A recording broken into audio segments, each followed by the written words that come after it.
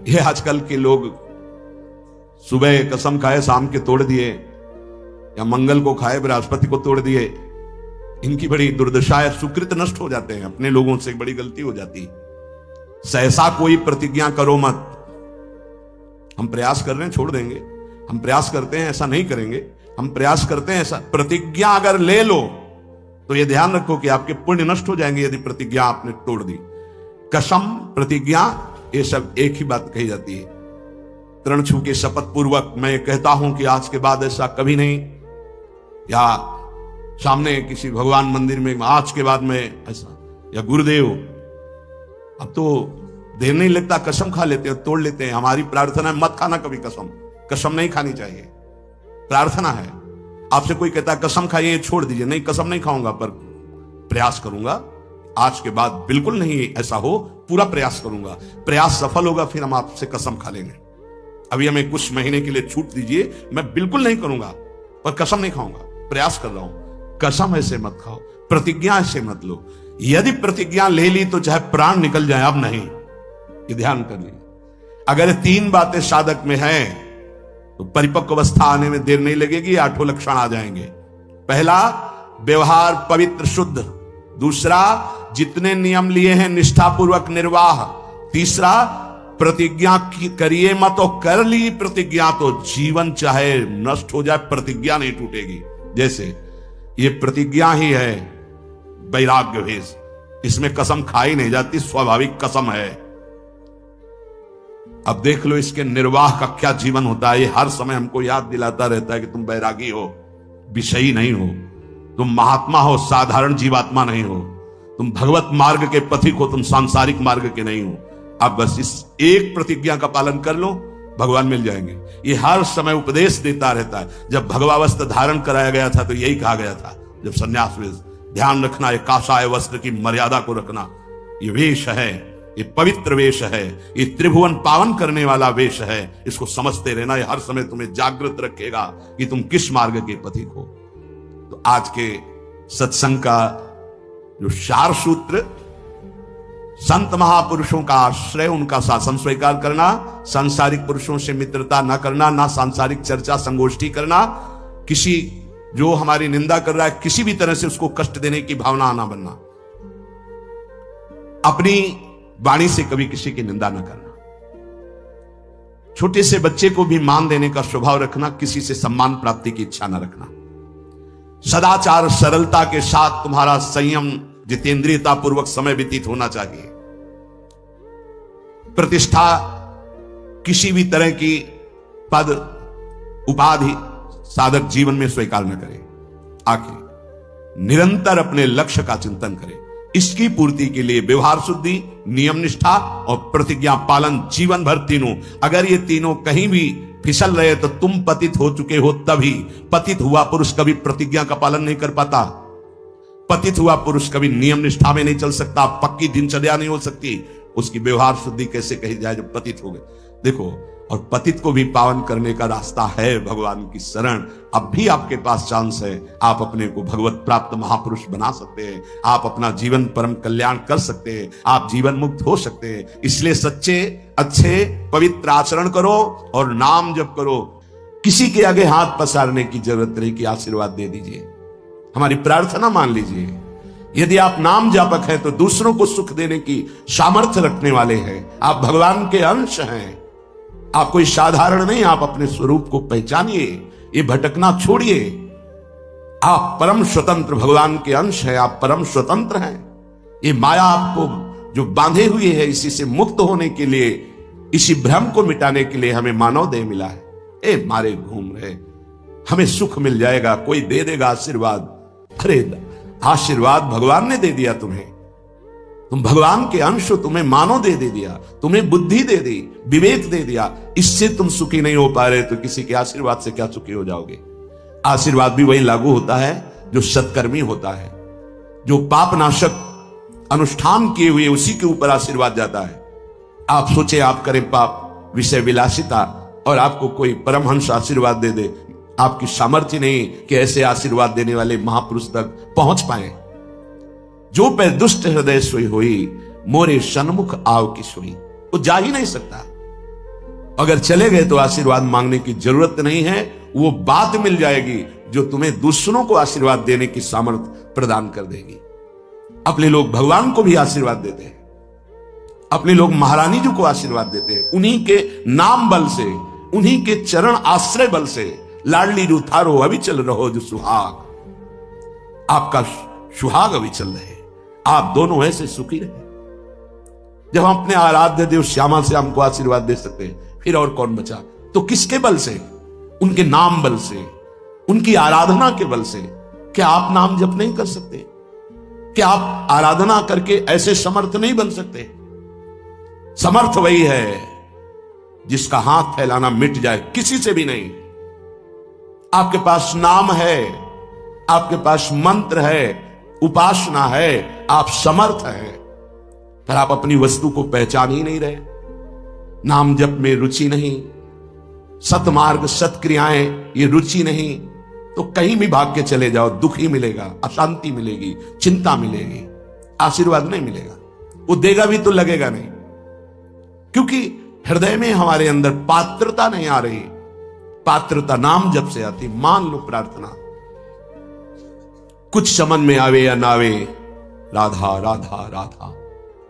श्रीपाद कह रहे हैं न राधा प्रियो नापि वृंदावनम और नैव वृंदान तत् प्रेम भाजाम। प्रेम भाजाम जो प्रेम पात्र बन चुके हैं, जिनके हृदय में वृंदावन प्रकाशित हो चुका है, प्रिया प्रीतम खेल रहे हैं, ऐसे महापुरुषों का संग नहीं, वृंदावन का आश्रय वास नहीं और प्रिया प्रीतम की उपासना नहीं, तो तुम्हारा जीवन धिक्कार। किस काम का जीवन? ये बच्चे पैदा करना, सोना, खाना, पीना, रहना, जीना, ये तो सुअर कुत्ता भी कर रहे हैं। देव दुर्लभ मनुष्य देह कही गई, बड़े भाग मानुष तन पावा, सुर दुर्लभ सद ग्रंथन गावा, दुर्लभो मानुषो देहो। बड़ी महिमा किस बात की?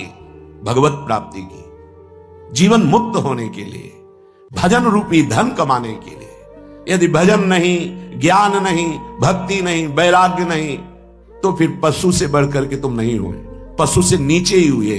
क्योंकि पशु तो अपने कर्मों का भोग भोग कर ऊपर उठ रहे हैं, तुम सबसे ऊपर आकर अब ऐसे कर्म कर रहे हो कि नीची योनियों को जाओगे। श्रीपाद कह रहे हैं कोई भी आराधना किए बिना प्रभु की सुखी नहीं हो सकता, चाहे वो ब्रह्मा के पद में ही क्यों ना हो। सच्ची मानना, अगर सुख का अनुभव होगा तो भगवत आराधना से। ये बैठ जाए दिमाग में, भोगों में सुख नहीं है। अनंत ब्रह्मांडों में जितने भोग हैं सब माया के द्वारा रचित हैं।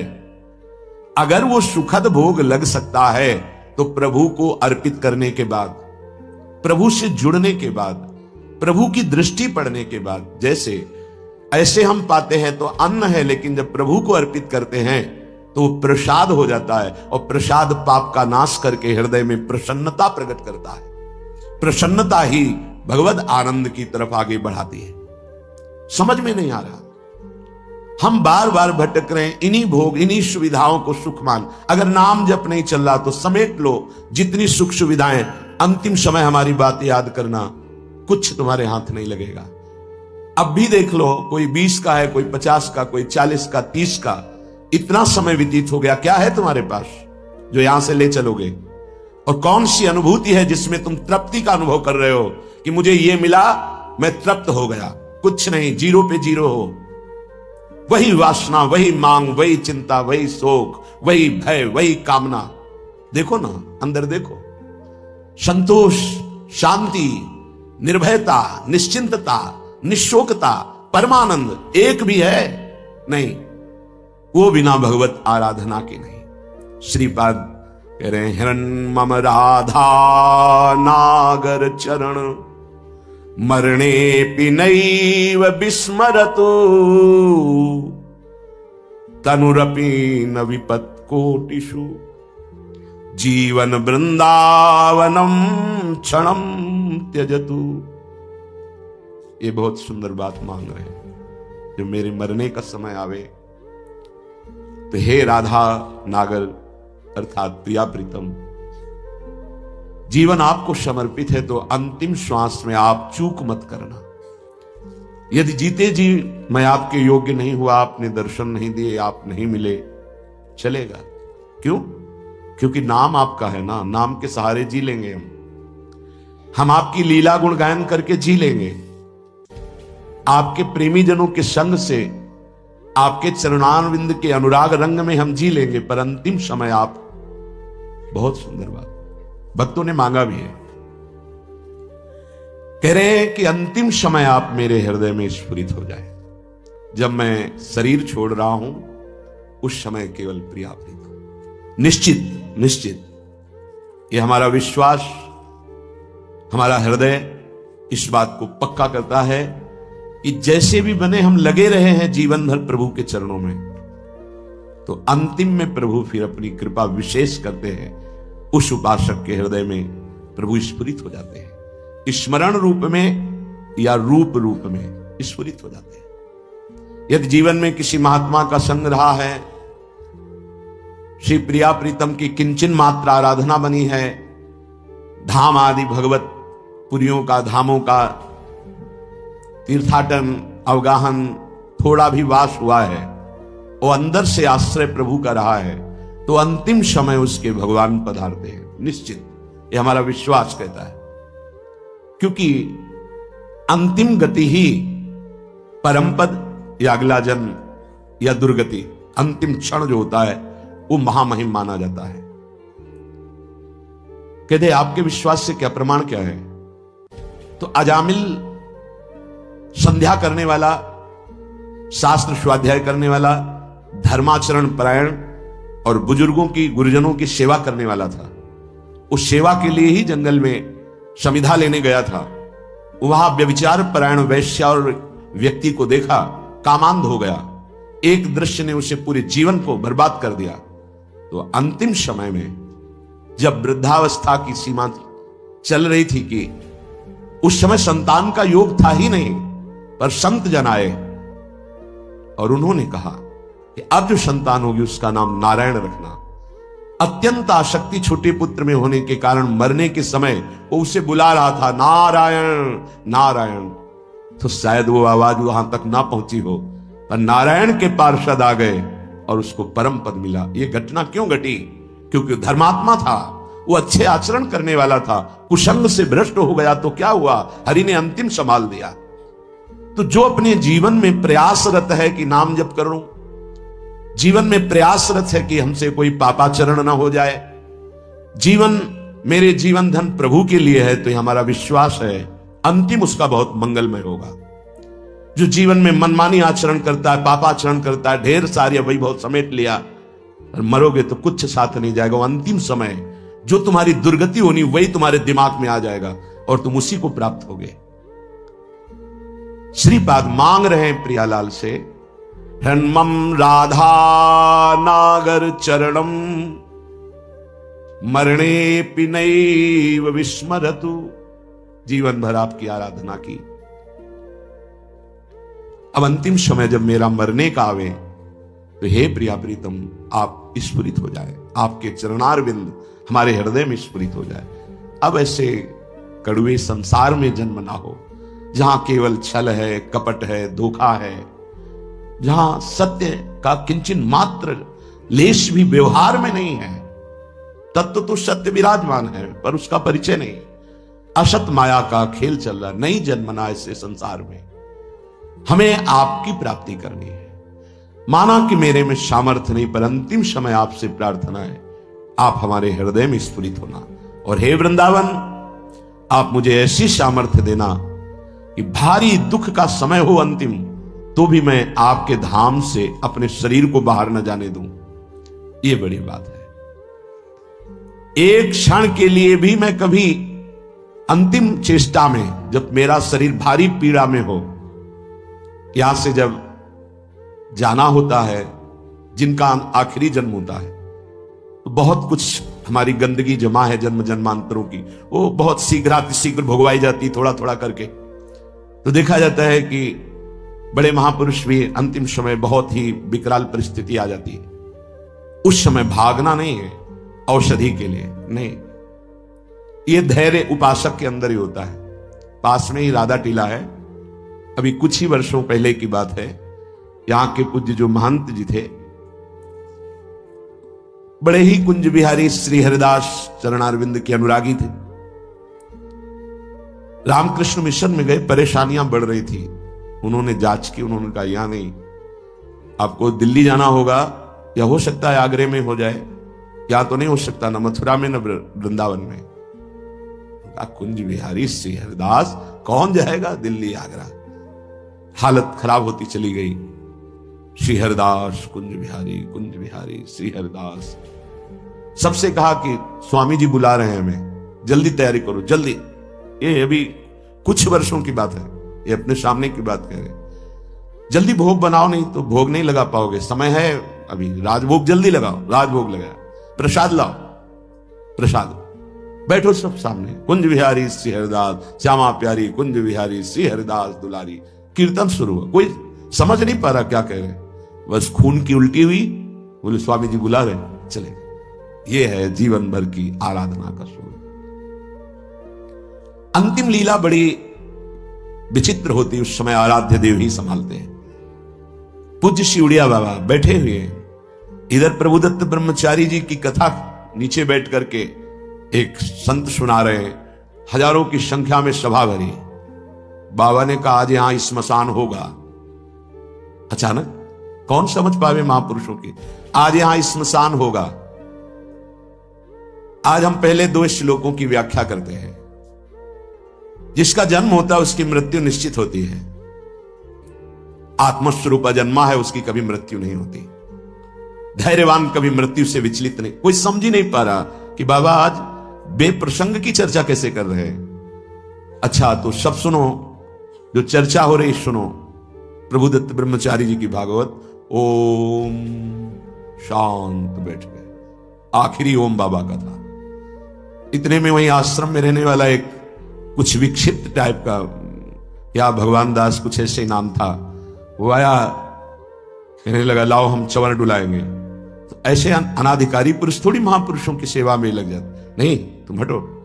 क्योंकि सुलझा हुआ विवेकवान पुरुष ही महापुरुषों की सेवा में।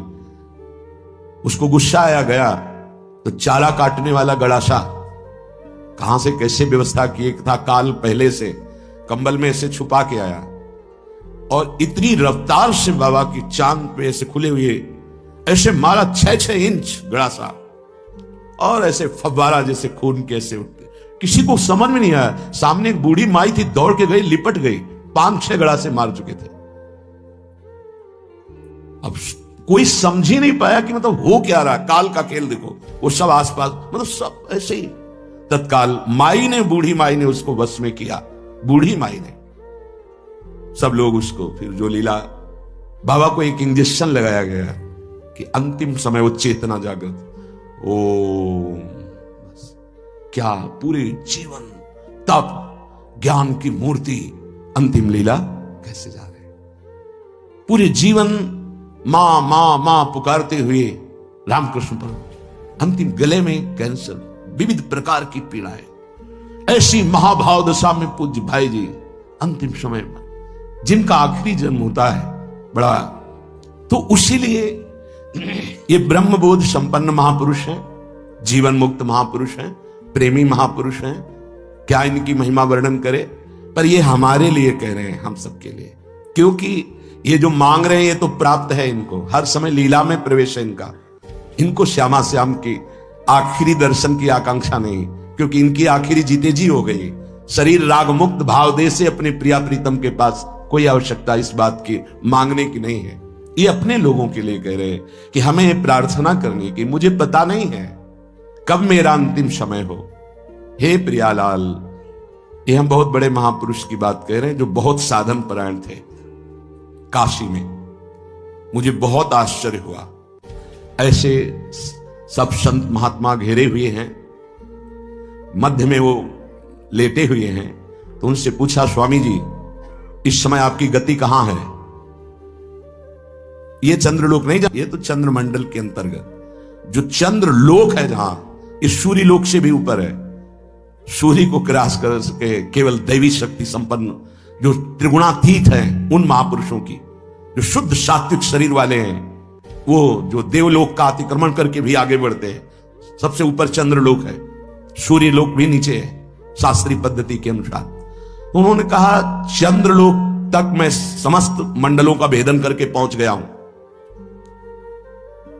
पर ब्रह्म या मोक्ष प्राप्ति तो होश उड़ गए कि ऐसे महापुरुष जो मोक्ष धर्म का ही वर्णन करते रहे वो ऐसा बोल रहे हैं। एक तरह से जैसे कहते हैं ना कि पैरों से धरती खिसक जाना, कि अपने लोग क्या हैं, अंतिम कैसी बात कर रहे हैं। तो उनका स्वामी जी तो क्या परम पद, तो उनका ये तो विश्वनाथ जी की कृपा के अधीन है। बस हृदय एकदम साधन पक्ष से हटकर कृपा पक्ष की मांग करने लगा कि अंतिम समय कह रहे कि आखिरी कैवल्य परम पद ये तो विश्वनाथ जी की कृपा से। समझ लो साधन कितना पहुंचा सकता है। वो महापुरुष कह रहे हैं कि अभी ब्रह्मलोक भी नहीं, जैसे स्वर्गलोक, महालोक, जनलोक, तपलोक, फिर ब्रह्मलोक, तो स्वर्गलोक के ऊपर ही है, क्योंकि स्वर्ग के अधिष्ठात्र ये सब लोकपाल देवता हैं। वरुण जी, सूर्य जी, अग्नि जी, वायु जी, चंद्र जी, ये सब लोकपाल हैं। इनके एक अपने अपने लोक हैं। उन लोकों में इनके आराधक उपासक वहां पहुंचते हैं। तो वो कह रहे हैं कि मैं केवल चंद्रलोक तक पहुंच पाया हूं, उसके ऊपर ब्रह्मलोक वहां भी नहीं गति हुई। और परम कैवल्य पद ये तो विश्वनाथ जी की कृपा से, क्योंकि काशी में शरीर छूट रहा है, जीवन भर उनके नाम पर रहे, तो वो गति उनकी, मेरी गति यहां तक और वो विश्व।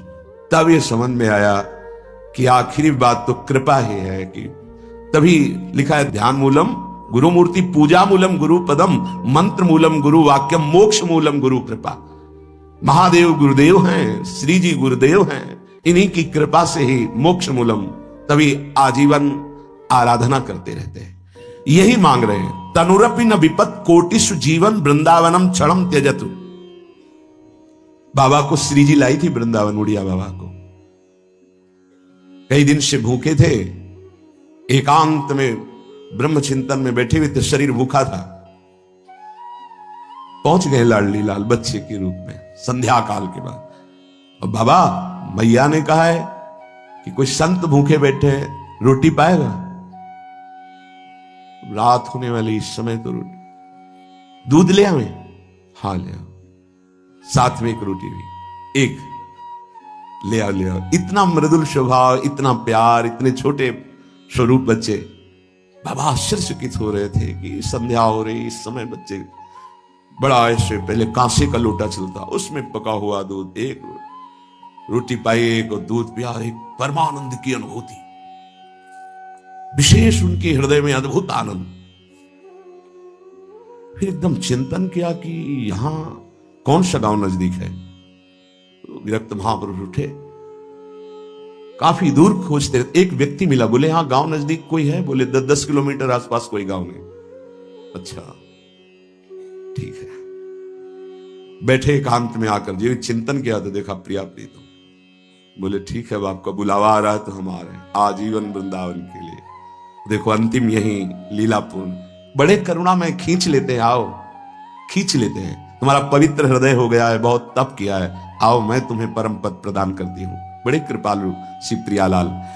एक चीज ध्यान रखनी है, तनुरपि न विपत कोटिषु, करोड़ों प्रकार के संकट आ जाए तो भी छोड़ना नहीं, ये अंतिम बन जाएगा। जिनको अखंड वृंदावन वास मिल गया है सावधान होकर सुने, और जिनको नहीं मिला है तो आश्रय ले लें। कई बार चर्चा की, रजरानी चरणामृत साथ है, वृंदावन का आश्रय है, और वाणी जी साथ है, तो जहां शरीर छूटेगा, जैसे भारतीय सैनिक राजकीय विभाग का कहीं भी शरीर छोड़े, भारत के आज्ञा के अनुसार, सरकार की आज्ञा के अनुसार गया हो, तो तिरंगे पे ही स्वागत होते हुए उसको भारत ही लाया जाएगा। ऐसे ही हम वृंदावन प्रिया प्रीतम के उपासी, कहीं भी शरीर छूटे, आप सम्मान पूर्वक श्रीधाम वृंदावन लाडली जी के महल में ही आएंगे, विश्वास कर लीजिए। आश्रय और वास दोनों समान है। यदि दृढ़ आश्रय हो, जैसे पतिव्रता का पति का दृढ़ आश्रय, तो त्रिभुवन में अपार सामर्थ्यशालिनी होती, जैसे अनुसुईया जी और सावित्री जी आदि महामहिम पतिव्रताओं का वर्णन। ऐसे हरिवंश प्रतिव्रत है जिनके, सुख संपत्ति दंपति जो जिनके, हा हरि रा राधा बा वृंदावन सा सहचरी, वृंदावन में विराजमान सहचरियों के मध्य में प्रिया प्रीतम का व्रत, जिनके हृदय में है, कहीं भी अगर वो संयोग बसात है तो शरीर छूटेगा तो हमारे प्रभु से दूर नहीं है, वो अंतिम समय उनको ले आएंगे, हमारा अंतिम बन जाए, इसी प्रयास में रहते हैं। श्रीपाद करें तनुरपि न विपत कोटिषु, करोड़ों तुम्हारी विपत्तियां आकर के घेर ले जीवन में तो मत छोड़ना वृंदावन, क्योंकि अंतिम समय हमारी स्मृति कहां होगी हमें पता नहीं, पर धाम अंतिम समय यदि मिल रहा है तो सीधे भगवत प्राप्ति है।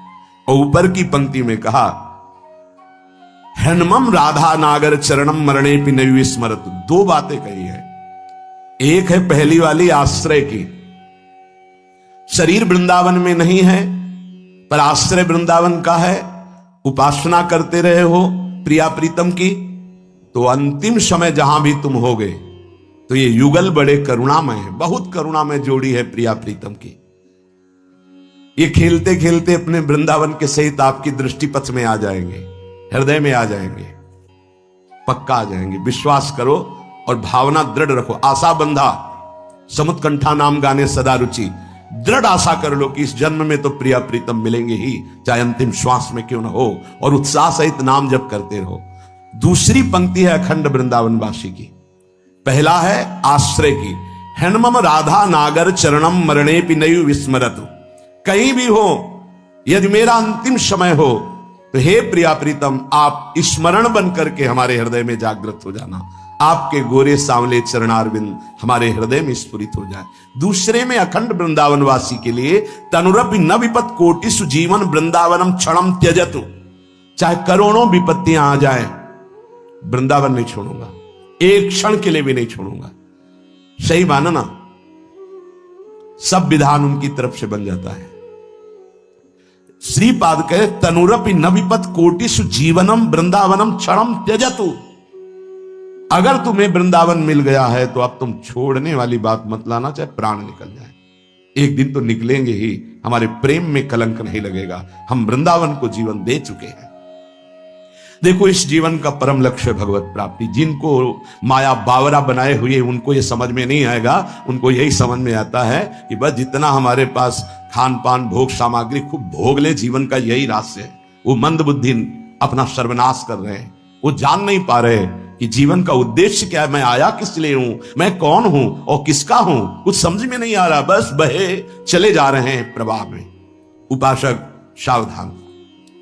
पूज्यपाद शिवड़िया बाबा जी महाराज कहते हैं ये 8 बातें भगवत भक्त अपने जीवन में जांच ले कि है कि नहीं है, अगर ना हो तो धारण कर ले। पहला है संत महापुरुष आपके जीवन में है कि नहीं, ये जांच करनी है। देखा है हमने, अगर किसी संत को आदर्श मानकर आप नहीं चल रहे हो तो दिमाग को खसकते हुए देखा, खसक गया है दिमाग। वो मनमानी आचरण केवल सिद्ध बनने के लिए कर रहे हैं।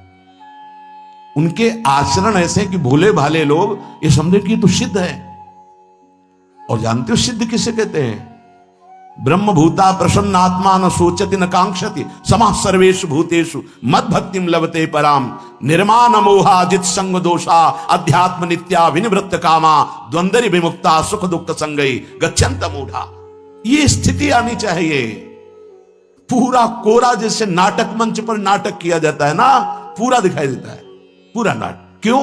क्योंकि कोई डांटने वाला नहीं, कोई आदर्श नहीं है महापुरुष जीवन में। जो मन आवे सो बोलो, जो मन आवे सो नाटक करो, तो 100 200 500 लोग भोले भाले जिनको ककहरा नहीं आता परमार्थ का, वो कह देते मेरे भगवान, मेरे सिद्ध योगी, मेरे महापुरुष, मिटिया मेट कर देते हैं।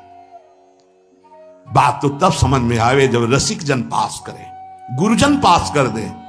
अपने मन से कुछ नहीं होता, जिसे महापुरुष पास कर दे वही होता है।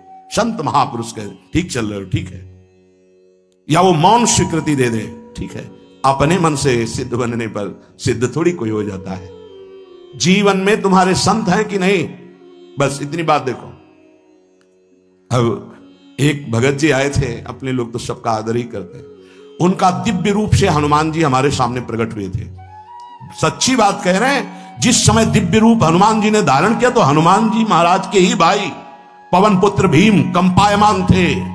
भीम जैसे हनुमान जी वैसे भीम बड़े बड़े पर्वतों को अपनी टक्कर से चूर करने की सामर्थ्य रखने वाले।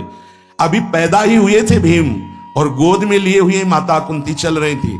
अचानक सिंह निकला, दहाड़ हुई तो गिर गए भीम।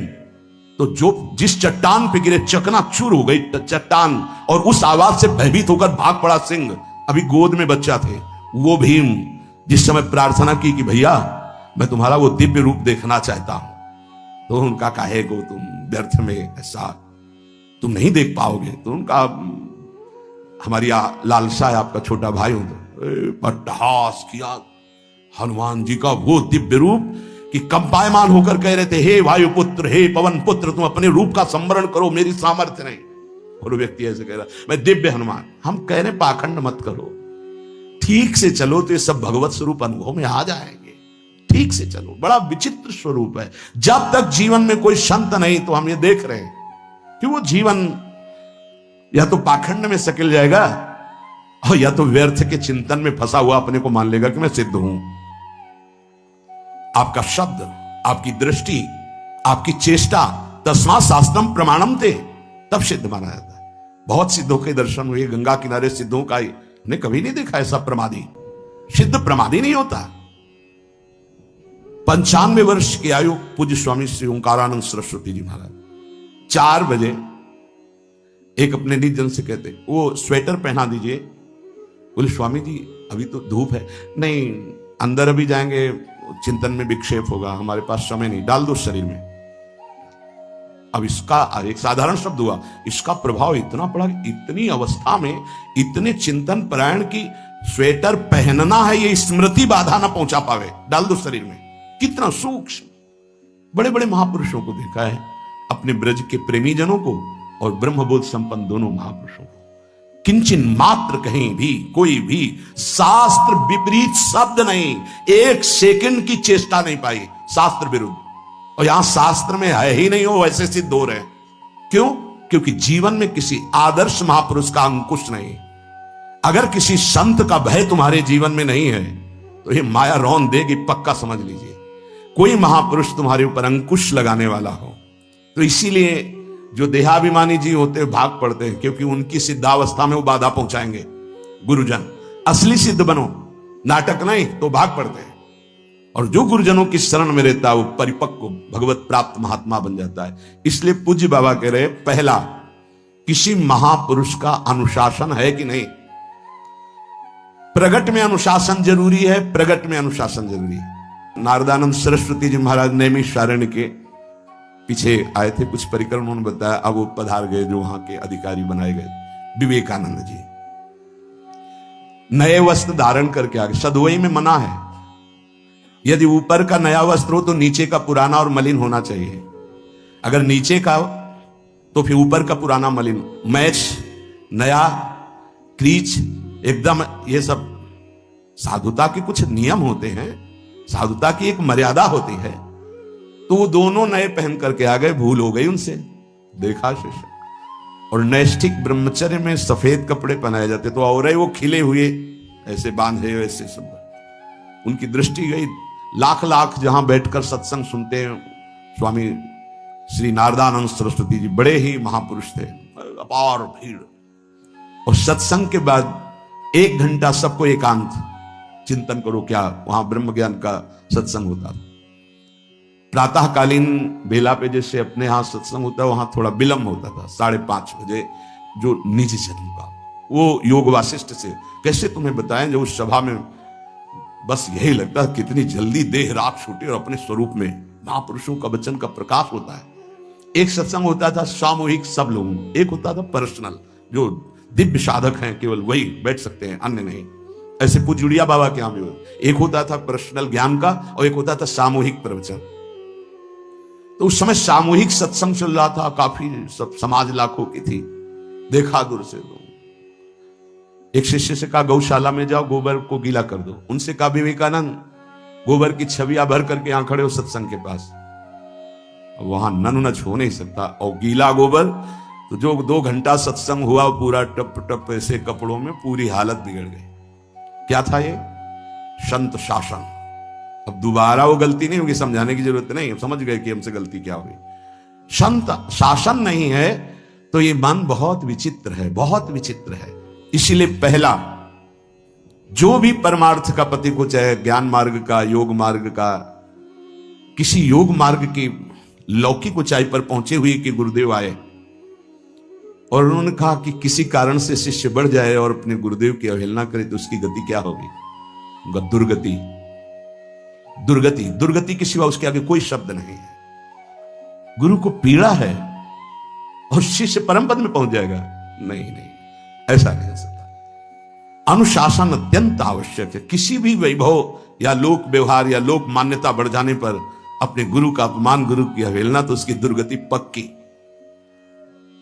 देखो, ये मन है, ये इंद्रियां हैं, ये अहम है, ये केवल गुरुदेव से ही वश में आता है, दूसरी जगह नहीं आता। क्यों? क्योंकि दूसरी जगह उत्तर देने का अवसर है। दूसरी जगह हम नहीं मानते तुम्हारी बात, लेकिन वहां ना उत्तर है और ना नहीं मानते, केवल वहां मिटना ही मिटना है। अगर ऐसा उपासक है तो निश्चित परम पद का अधिकार। केवल मिटना कोई उपाय नहीं है, अहंकार के पोषण का कोई उपाय, केवल मिटाना है। रो लो, चिल्ला लो, जो तुम्हें करना है कर लो, आना तुम्हें इसी मार्ग में पड़ेगा, दूसरा कोई रास्ता नहीं। बलिहारी घेर करके नष्ट कर देते हैं हमारे मन की मनमानी को, हमारे अहंकार को। इसलिए जीवन में प्रगट में जिनके जीवन में संत हैं और वो स्वीकार करते हैं उनका अनुशासन, उन्हीं का जीवन प्रकाशित होता है, पक्का समझ लेना। दूसरा, भागवतिक मार्ग में चलने वाले उपासक को सांसारिक पुरुषों की मित्रता करके उनकी संगोष्ठी में नहीं बैठना चाहिए। इस बात को बहुत अच्छे से समझ लो। सांसारिक पुरुषों की जो वृत्तियां होती हैं उनमें बड़ा आकर्षण होता है भोगों का, प्रपंच का। जो साधक भ्रमणशील हैं, अगर वो गृहस्थों के यहां जाकर उनकी सैयाओं पर सोते हैं तो उनकी दुर्दशा क्या होती है चित्त की, वो खुद अनुभव करके देख ले। आज तो शास्त्रीय पद्धति को समझा ही नहीं जा रहा। जब बड़े बड़े सुभट गंगा किनारे त्याग, वैराग्य, ज्ञान की मिले ना, तो आगे का रास्ता खुलता चला गया। सांसारिक पुरुषों के समुदाय में बैठना था। वो तुम्हें भगवान कहेंगे, ईश्वर कहेंगे, अवतार कहेंगे, उनको कुछ ज्ञान नहीं। आप मान बैठेंगे अपने को भगवान, अपने को ईश्वर, अपने को अवतार मानिए, तो आप जो अवतार है ना, ईश्वर है ना, भगवान है, उनसे विमुख हो जाएंगे। यहां जो भी अवतरित हुए हैं भगवत पार्षद, वो सदैव दैन्य ही रहे हैं। आप देख लीजिए, उच्च कोटि के महापुरुष चाहे जितनी ऊंचाई पर चढ़े हों, सदैव भगवान की ही स्थापना की है। भगवान के नाम की, रूप की, लीला की, धाम की, भगवत महिमा की स्थापना की है, अपनी नहीं, अपने पार्थिव शरीर की नहीं। ध्यान रखना, जितने महापुरुष प्रकट हुए भगवान की स्थापना की। अगर हम संसारिक पुरुषों का संग करेंगे तो कई तरह से हानि हो जाएगी। सत्संग हो रहा है, बस इतने जो चाहो बैठ जाओ। हमारा पर्सनल एकांतिक केवल गुरुदेव से संबंध है और उनके द्वारा बताई हुई उपासना में हमारा समय व्यतीत होना चाहिए। कोई हमारा मित्र नहीं होना चाहिए, अलग से संगोष्ठी नहीं होनी चाहिए विषयी पुरुष की, सांसारिक पुरुष की। तीसरा, किसी भी अपनी निंदा करने वाले के प्रति कभी भी बुरा व्यवहार, बर्ताव नहीं करवाना चाहिए, क्योंकि भगवान प्रेरित करते हैं निंदा करा करके महान बनाने के लिए। यह शब्द याद कर लो। जब तुम्हारी निंदा होने लगे, प्रतिकूलता होने लगे, विपत्ति आने लगे, संकट सताने लगे, तो जान लेना कि तुम्हारी अध्यात्म की भूमिका उठने वाली है, पक्का। यह अध्यात्म की भूमिका उठना बहुत कठिन होता है। अध्यात्म का प्रवचन कर लेना बहुत सरल होता है, नहीं? हाँ, चमड़ी को चिकनी करके और अध्यात्म का प्रवचन करने में कोई कठिनता नहीं, लेकिन चमड़ी और दमड़ी का राग मिटा दे, फिर अध्यात्म की तरफ चले, ये किसी फक्कड़ महात्मा का कृपा पात्र ही होगा, जो फकीर होगा, जिसने विश्व की समस्त भोग वासनाओं को रौंद करके अपने स्वरूप में स्थित हो गया। ऐसे महात्मा के संग के बिना अध्यात्म का रंग नहीं चढ़ सकता, और देखने को मिल रहा है। जब तक हमें अध्यात्म का परिचय नहीं है तब तक कहीं भी हम राजी हो जाते हैं। अरे राजी होने को तो टाकीज के सामने देखो जाके, हजारों की भीड़ लगती, लाइन में खड़े होते हैं, पैसा देते हैं, और क्या देखने जाते हैं? झूठा तमाशा। उनको आप क्या कहोगे? ज्ञानी कहोगे? सत्संगी कहोगे? भीड़ का इकट्ठा हो जाना कोई अध्यात्म का चमत्कार नहीं होता। तो अध्यात्म का चमत्कार तो अंतर की वृत्ति का परिवर्तन हो जाना होता है। नहीं तो अगर एक नृत्य करने लगे ना तो हजारों उसको देखने खड़े हो जाते हैं। फिर 14 संगीत बज रहे हैं, फिर इसके बाद अगर हजारों में बैठे मनोरंजन कर रहे हैं तो इनका कोई महत्व तो नहीं। अगर एक महात्मा कह देता है कि तुम वास्तविक भगवत मार्ग के पथिक हो तो धन्य हो गया जीवन, और 1 करोड़ लोग कह दें कि परमार्थ का पथिक है तो मान्यता नहीं मानी जाएगी। ये अध्यात्म है, अध्यात्म। इसीलिए कह रहे हैं कि सांसारिक पुरुषों की संगोष्ठी में रति न करे। तीसरी, अपनी जब कोई निंदा करे तो उसका भला जरूर मना देना, बुरा मत मना देना, नहीं तो अध्यात्म छूट जाएगा। अपने पास सामर्थ्य होने पर नीचापमानम सुधा, वो नीच है, हम उस पर शासन कर सकते हैं, पर उसके द्वारा किए हुए अपमान को सह गए और अंदर से मनाया भगवान तुम्हें सुखी रखे, स्वस्थ रहो, और कभी भी हम आपका विरोध नहीं करेंगे। जब अवसर मिले तब फिर हमारी निंदा करना, भगवान तुम्हें स्वस्थ रखे, तुम्हारा कभी अमंगल ना हो। ध्यान रखना, अध्यात्म। चौथा, अपने मुख से कभी किसी की निंदा ना करना। निंदा व्यक्तिगत नाम लेकर के की जाती है, सिद्धांत सार्वभौम वर्णन होता है। जैसे हम कह रहे हैं वो निंदा सिद्धांत के विपरीत आचरण में जो चलते हैं उनकी है। कौन है? नाम नहीं है, रूप नहीं है। सिद्धांत में चलना एक ये मार्ग है, सिद्धांत से बिलक चलना ये पाखंड है। पाखंड और दंभ की निंदा होती है, और सत्य की कोई निंदा करे तो वो प्रकाशित होता है। सत्य निंदा से ढकता नहीं। जैसे कोहरा थोड़ी देर के लिए सूर्य को ढकने का नाटक कर सकता है, लेकिन सूर्य जब प्रकाशित होगा तो कोहरे की धज्जियां उड़ जाएंगी। पांचवा, मान लेने की इच्छा का त्याग करके अपने समीप जो भी आवे, छोटा बड़ा सबको प्यार और मान देना। ये 8 अच्छे उपासक में सब लक्षण पाए जाते हैं। दूसरों को मान देने का स्वभाव रखना, चाहे छोटा बच्चा ही क्यों न हो। ये नहीं कि धनी मानी बड़ा आकर के धन राशि दे रहा है तो उसका सम्मान हो रहा है, और छोटा प्रणाम कर रहा है उसकी तरफ देखा भी नहीं जा। नहीं, बच्चे से लेकर कोई भी सबको एक ही प्यार की दृष्टि से देखना, भगवत भाव से देखना, अपने को मान रहित और दूसरों को मान देने का स्वभाव बना देना। छठवां, अपनी इंद्रियों को सदाचार परायण रखना। इंद्रियां ये सदैव व्यभिचार की तरफ भागती हैं। नेत्र व्यभिचार दोष, बार बार दूसरों के प्रति देखना आकर्षणकारी, कैसा भी दोष अंदर का भाव हो, नेत्र दोष। दूसरों की बातें सुनना, श्रवणेंद्रिय दोष। वाणी से दूसरों की चर्चा करना, वाणी, ऐसे हर इंद्रिय अपने व्यभिचार में जाना चाहती है। सदाचार परायण उपासक होता है। कल की बात है, कल चिंतन हो रहा था श्रीमद् भगवत गीता जी का।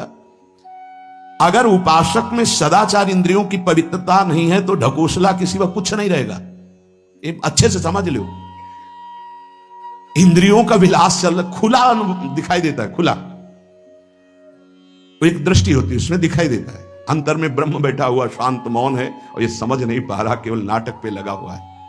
अपना मन, अपनी इंद्रियां यदि संयम में नहीं है, सदाचार में नहीं है, तो ढकोसला ही है, आडंबर ही है, नाटक ही है। पक्का समझ लीजिए। अगर वो संयम ही नहीं है, जितेंद्रिय नहीं है, मनोनिग्रह नहीं, तो अध्यात्म क्या है? क्या प्रवचन हो रहा है? किस बात का प्रवचन हो रहा है? जो अनुभव हुआ उसका हो रहा है, शास्त्र सम्मत हो रहा है। जितेंद्रियता नहीं, इंद्रिय निग्रह नहीं, मनोनिग्रह नहीं। छठवां, सदाचार परायण, अर्थात इंद्रिय और मन शास्त्राज्ञा के अनुसार चले। जिसका इंद्रिय मनोनिग्रह युक्त समय व्यतीत होता है भगवत चिंतन में, वो महापुरुष है। अभी वर्तमान में ही है, चिंता मत करो, स्थिति जागृत होने में देर नहीं। बंद रखो अपनी खिड़कियों को, कहीं माया की हवा ना घुस जाए। सच्ची सच्ची तुममें बहुत सामर्थ्य है, जागो। अगर झुक गए तो रौंद दिए जाओगे। एक एक बात अच्छे से समझ लो। मुस्कुरा के, प्रेम व्यवहार दिखा के, अपनापन करके फिर तुमको अधीन किया जाएगा। माया भगवती बहुत बलवती है, ऐसे करके फिर ऐसे प्रहार करती है, क्योंकि साधक बहुत प्रवीण है। ऐसे में अपने को बचा लेगा, लेकिन ऐसे में बचाना बहुत कठिन होता है। हमारी बात को समझ लेना, ऐसे में बचाना बहुत कठिन होता है, बहुत कठिन होता है। समर्पण का मिश, सेवा का मिश, अपनापन का मिश। हमारी इंद्री, हमारा मन बहुत धोखेबाज है, हमें कोई धोखा नहीं दे सकता। ये हमारा मन, हमारी इंद्रियां हमको धोखा देती है। साधु साधक परमार्थ पथिक भक्त इस बात से परम सावधान। सदाचार और सरलता संयम के साथ हमारा समय व्यतीत होना चाहिए। किसी के गवाही की जरूरत नहीं है, किसी के प्रमाण की जरूरत नहीं। आप खुद अपने हृदय की भूमिका को नाप लीजिएगा, कितनी ऊंचाई पर चढ़ रहे हो आपको खुद अनुभव में समझ में आ जाएगा। जो इंद्रियों का गुलाम, मन के द्वारा भ्रष्ट आचरण करने वाला है, कुछ भी हो, कोई भी हो, कहीं भी हो, दुर्गति शब्द से ही संबंध है। जीते जी दुर्गति, फिर फांसी ऐसी लगे तेषम दुख न हो। सच्ची मानना जब गलत हो जाता है आचरण, तो अपना मन अपने को कहता है नष्ट कर दो, ये जीवन किस काम का। होश में हमारे शब्दों को ध्यान से सुनना। जब इतना गलत हो जाता है तो अपना चेहरा अपने को पसंद नहीं आता और अपना जीवन अपने को पसंद नहीं आता और अपने अंदर से मन कहने लगता है नष्ट कर दो इस शरीर को। फिर वो जो आगे की लीलाएं होती है, अच्छा ऐसा हुआ, फांसी लगा ली, जहर खा लिया, ये कर लिया, वो कर लिया। वो इन्हीं इंद्रिय और मन की फिसलन को नहीं सह पाया। अच्छा, किसी महापुरुष का शासन नहीं था, नहीं, उस चूक में भी बचत हो जाती है। एक बहुत बड़े महापुरुष के समीप रहने वाले से चूक हो गई, तो उन्होंने अपने आसन के पास आसन लगवाया। सब साधुकों ने कहा कि बहुत बदनामी होगी क्योंकि आपका नाम आगे है और वो आपके आश्रित है, ऐसा है किसी महापुरुष की। उन्होंने कहा तुम क्या समझते हो, भाया है, चूक हो गई, अब इसको कभी चूक नहीं होगी ऐसा बना देंगे, कभी त्रुटि नहीं होगी, इसको ऐसा बना देंगे। और वो फिर ब्रह्मावर्त बिठूर में रहे, वो बहुत अच्छे महात्मा हैं, अब भी हैं। अगर संत का शासन है और आपसे चूक भी हो जाती है तो ऐसा बना देंगे कि दोबारा चूक नहीं होगी। पर इंद्रिय और मन को छूट देकर मनमानी आचरण करने वाला कभी साधक नहीं हो सकता, पक्का। और आप सच्ची मानना, आपकी एक बार इंद्रिय मन छूट हो गई तो जिंदगी भर दबे रहोगे, दहाड़ने लायक नहीं रहोगे। माया तुम्हारे को सदैव कोसती रहेगी, तुम्हारा हृदय जलता रहेगा। ऐसा कैसे हो गया, ऐसा कैसे हो गया। जब ऊंचाई की तरफ सोचोगे तो सामने वो अगर प्रायश्चित करके मिटा दिया है तो बात है, नहीं तो वो कर्म सामने आ जाएगा। लगेगा नहीं, हम इस ऊंचाई लायक नहीं, हम इस ऊंचाई लायक। आपसे प्रार्थना कर रहे, अगर चूक हो गई हो तो उसको मिटा दो, नहीं आगे बढ़ने में बाधा पहुंचा देगा। अपने गुरुजनों से सलाह करके उसका प्रायश्चित कर लेना चाहिए। अगर गुरुजन कर दे जाओ कुछ नहीं तो कुछ नहीं, खत्म खेल, वो निपटा देंगे, वो करुणामय है, उनमें बड़ी सामर्थ्य है। पर छठवां सूत्र, सदाचार संयम जितेंद्रियता मनोनिग्रह साधक में होना ही चाहिए। जो साधक एकांत में मनोरंजन करके अपने जीवन को नष्ट कर रहे हैं, अच्छा होता गृहस्थ धर्म में रहते, बाल बच्चे पैदा करके मेहनत करके धर्म पूर्वक कमाते और समाज की सेवा करते। यदि अखंड ब्रह्मचारी वैराग्य मार्ग के पथिक हो तो चूक ना होने पावे प्रार्थना करते हैं। इंद्रियों को शिथिल ना होने देना, मन को शिथिल मत होने देना, नहीं तो ऐसा बंधन ये बांध देते हैं कि बड़े बड़ों को सर झुकाकर चलना पड़ता है। रौंद देती है माया, ध्यान रखना, सर उठाने लायक नहीं रह जाता। अगर इंद्रिय जन्य भोगों का आकर्षण नष्ट कर दे तो अपना मन अपने को जलाता रहता, धिक्कार देता रहता। कैसे हो गया ऐसे, तो कैसे हो गया। कीन हो इसका वहू अभिमाना, सुख हो वंचा कृपा निधाना। कहीं अभिमान हो गया कि मैं ब्रह्मचारी हूं, मैं जितेंद्री हूं, मैं मनोनिग्रही हूं, तो ठाकुर जी ने दाना फेंक दिया, देख भला मनोनिग्रही है तो मत चुन। लेकिन कृपा पात्र साधक पुनः अपने आप को सावधान करके सदाचार में ही स्थित रहे। आज सदाचार को समझा ही नहीं जा रहा कि सदाचार है क्या।